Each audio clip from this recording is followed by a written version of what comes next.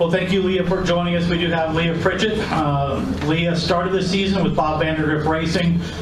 She did win her first career race in Phoenix when she defeated Brittany Force in the finals.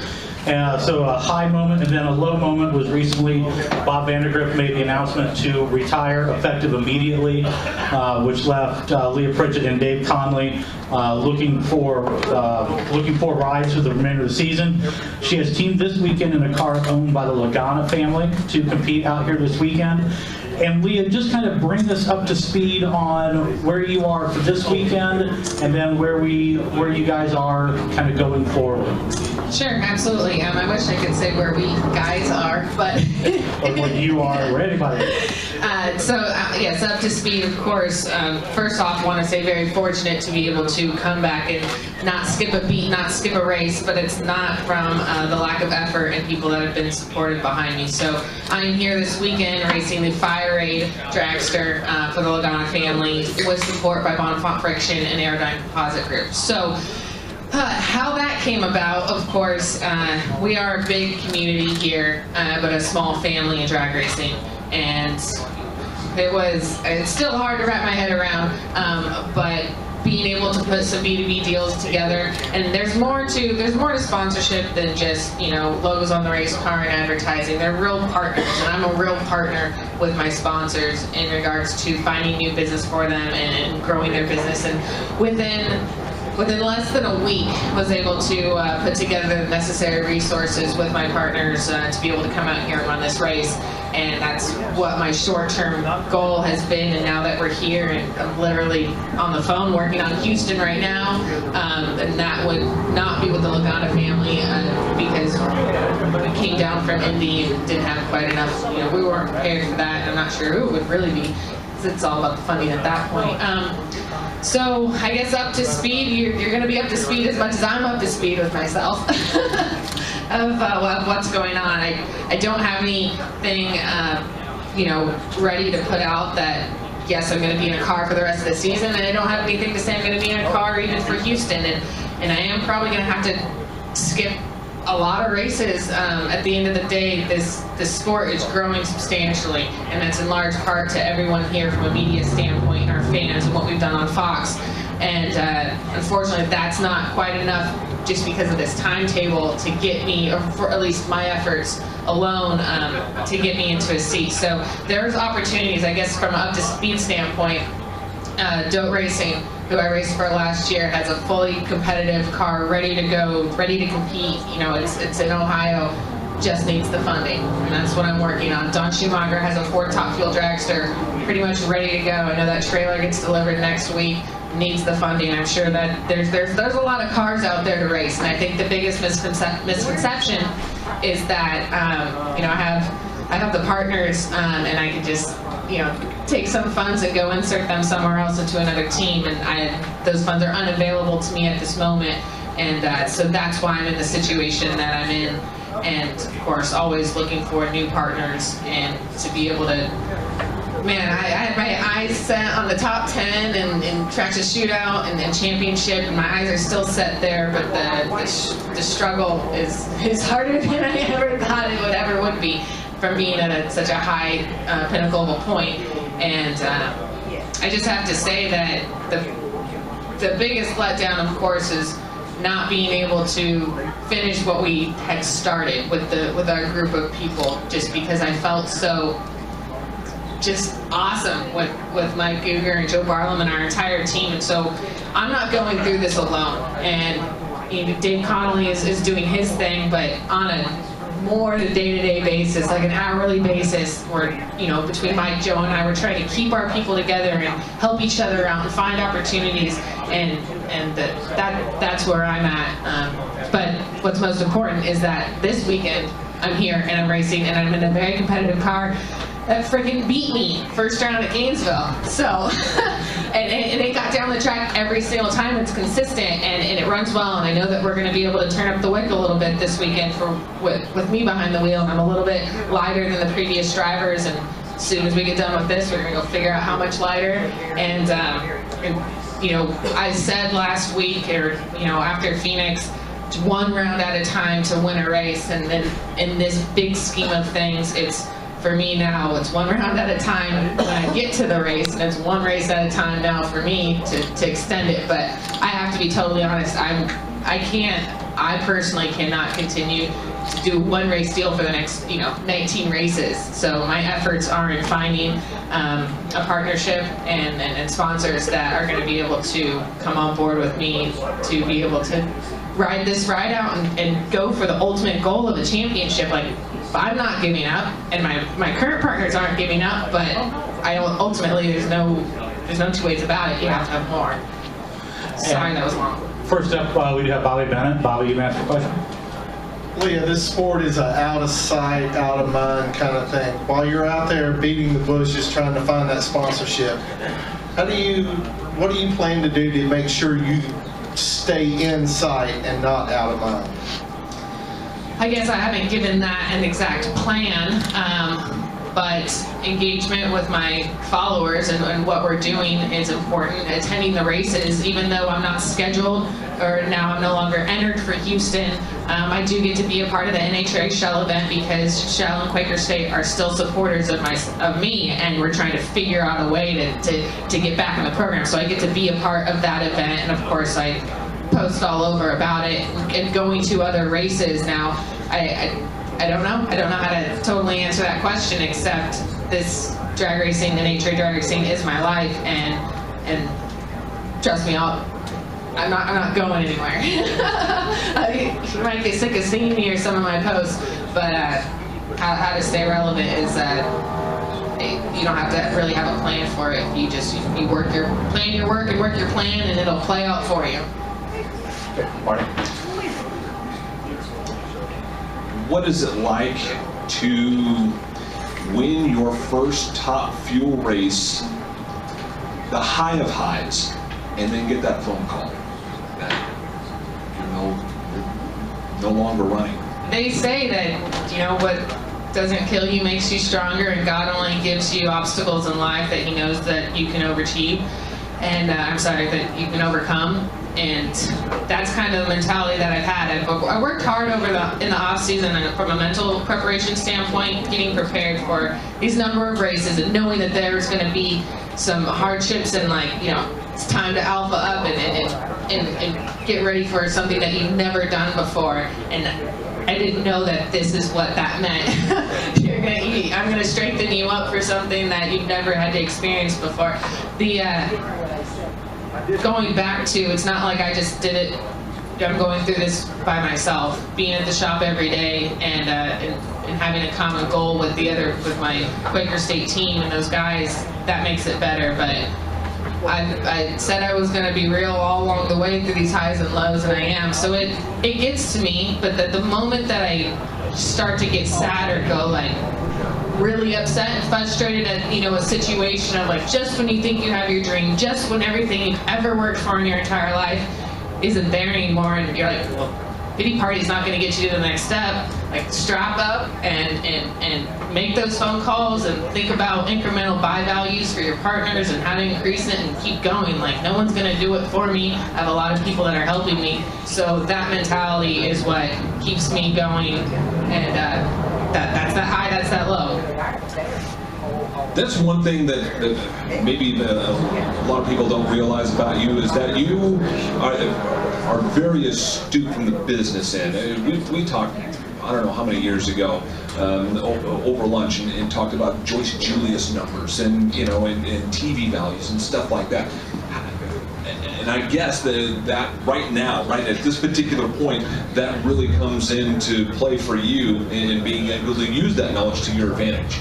I believe so, and we'll all see so. I mean, I guess this is going to be a testament to that skill set that I've been fortunate enough to learn from Bob Vandergriff in my small amount of time. I mean, that's how he was able to make this team run for the amount of time that it did, as well as being with R2B2. So, yes, from a vision standpoint, what the NHRA is doing and the progress that we're making with Fox Sports from an entire synergy standpoint is getting us to a point where that B2B may not be so important. But for my case, for the world of Leo over here, we're not quite there. So I work on, that's right, on both fronts, and selling from a pure advertising sponsorship standpoint of how great our sport is and the amount of exposure and value we're able to give to a company and why it works for them.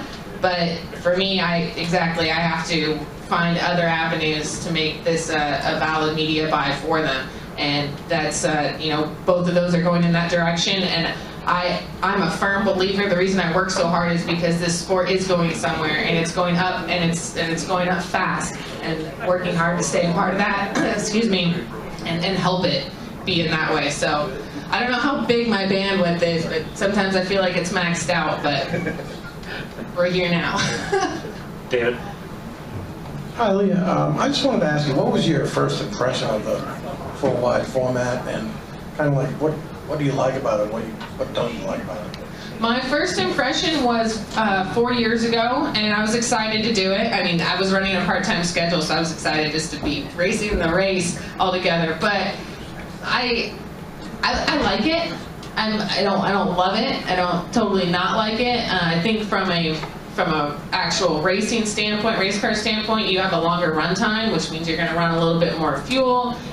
You just have to take that into consideration. I think it's really going to pull out the drivers and show you just have to up your level of focus really up there, because everything that we do when you're running too wide is you rely on your unnaturalness, your staging process and turning fuel on and all that, and you'll want it to be as natural as possible, where this takes you out of your element. You literally need to tell yourself, all right, I'm in lane 3, I need to look for that 3, I need to make sure that I'm not accidentally looking at 2 or 4, and you think that you're pre-staged, but you're really not, because you're looking at the wrong number. And this seems like really simple stuff, right? Real elementary, like you're in this lane, look at that number. But when you have 10,000 horsepower behind you or in front of you, and you're under the pressure of getting in the show or first round, whatever it may be, it takes you out of your regular element. And I think that's a really cool factor, because like I said, I'm a fan of this sport. And fans, and I like to see when there's differentiation, and this is what it brings. But then as a driver, it's like, man, all right, well, time to up your game a little bit and just switch it up. Thank you. You're welcome. Stan? Oh. Hi, Leah. So, who made the call? Did you call the group, or did they call you to put this deal together?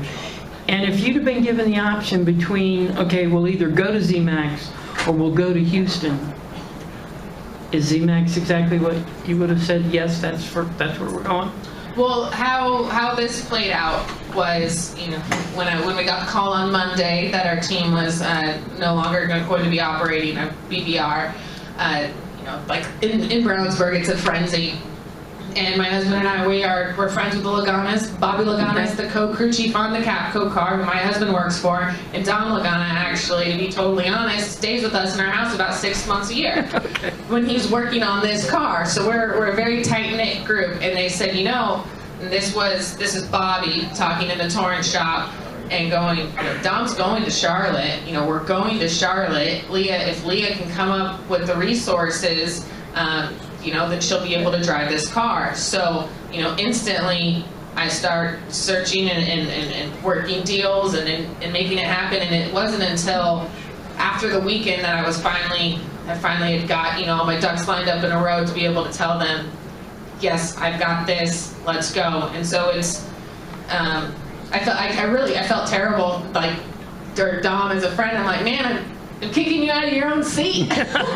You're entering the race, and he's like, Leah, if this is going to help you, you bring the resources here and everything we need to go run this race as an extra race, and this is going to help you long term, and stay in the points. And if I am, he's like, if you are working on something for future races, this is going to play a big part. And I said, I absolutely am. So that's kind of how that fell in. Okay. And then when we released it on I waited until, Wednesday to actually put the release out, because I was waiting for one last partnership to come through that would have really made it a lot more cushiony to run this weekend. Yeah. And run it 100%, how we would like to. And unfortunately, that one I couldn't get together in time. Okay. So I go, all right, well, send it. Wednesday's my last day, so to put it out.